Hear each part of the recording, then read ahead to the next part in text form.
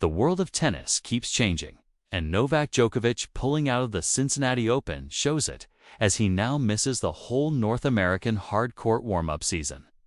This means the 24-time major champion will show up at the US Open without playing a single real match since his Wimbledon loss to Jannik Sinner, a break of over 6 weeks. This very unusual way of getting ready, or not getting ready, for a major tournament he won just 2 years ago has sent a shock through the sport. It's even more surprising because he, along with Sinner and Carlos Alcaraz, also missed the Canadian Open. All of them pulling out at once isn't just a scheduling issue, but maybe a real change in how the best players deal with the very tough yearly tour. Djokovic missing both events is especially shocking because it goes against the normal way of doing things in tennis. While skipping one big event before a major has become more common, a necessary choice due to the strain of the modern game, skipping both Canada and Cincinnati is extremely rare. These tournaments are not just for show. They are key places to get ready. Changing from grass at Wimbledon to hard courts needs match time to get timing right, test the body on the new surface, and sharpen plans against top players. For a player like Djokovic, whose game is based on being incredibly exact and intense, being away feels very risky, and he is a player who never takes chances with his match fitness. The fact that his last non-major tournament match was back in May only adds to the feeling that he might be out of practice. The mystery around why Djokovic made this choice is maybe the most interesting part. This lack of a clear reason makes people guess. Is he managing tiredness after a long run at Wimbledon at age 38? Is it a plan to save all his energy for major number 25? Could it be the injury that made him seem to give up against Sinner? Or is it something harder to guess, like family needs, being unhappy with something, or even a mind game to arrive in New York as a complete unknown?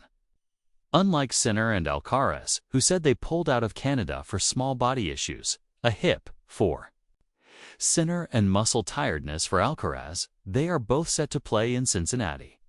Djokovic's absence from both events is still a puzzle. It leaves fans and experts trying to understand his comments after Wimbledon, where he denied he would retire. He said he planned to come back at least one more time, but also said it was hard to see the big picture right after a loss. This gap between what he said he'd do and his lack of play makes it all more curious. This trend is not happening by itself. The Canadian Open had the amazing sight of the top 3 players, Djokovic, Sinner, and Alcaraz, all missing at the same time.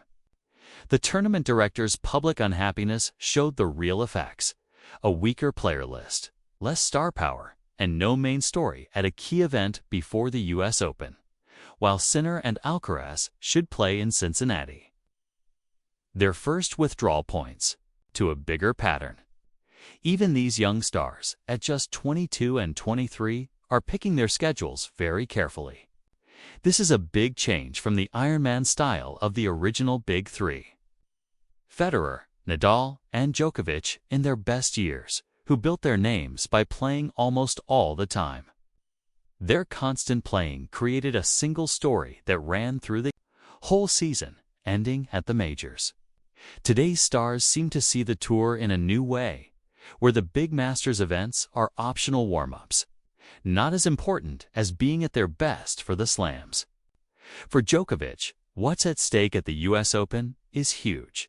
He is defending points as the 2023 champion. Yet his shocking early loss last year was his worst result there since 2006. Coming into this year's event cold, without the rhythm and confidence that Cincinnati gives, is a massive risk. The reason given for his absence created more questions than answers. Officials said he pulled out for a non-medical issue, a phrase that is very unclear and lets people guess endlessly. It rules out an injury but gives no other reason. Many fans guess he is just getting ready for a final push at a big tournament, while others think his injury problems are really affecting him. Can his unmatched experience and skill at raising his game for majors overcome his lack of match play? His past gives mixed signals. He has won after short preparations before, but rarely before a major as physical as the US Open. Also, his recent games show he can be beaten by the very best players. The non-medical issue reason adds to the pressure, turning his US Open into a risky performance with no safety net. Meanwhile, Cincinnati is a key test for Alcaraz and Sinner. Them playing is important, not just for their own US Open prep, but for the health of the tour. Sinner, who recently got back with his famous coach, needs matches to quiet the talk about his health. Alcaraz, known for his high-energy style, needs to play to avoid the slow starts he sometimes has. Their presence is the opposite of Djokovic's absence and shows the different roads top players now take. The deeper question is about whether the old tennis schedule can even work anymore. The sport is much tougher now. Rallies are longer. And moving around the court takes more power with very little time off all year. Modern sports science now says that planned rest is key for playing at your best, not a bonus. Because of this, the new generation of players probably won't copy the play-everywhere style of Federer, Nadal, and Djokovic. The downside is big, though. When stars disappear from top events, the tour loses its connected story. The week-to-week plot lines that build excitement for the majors get weaker. Famous events like Cincinnati risk being seen as just warm-ups instead of important goals themselves. Djokovic's puzzling choice to pull out, leaving him untested and surrounded by questions before his hunt for a 25th major is not just about one player's preparation.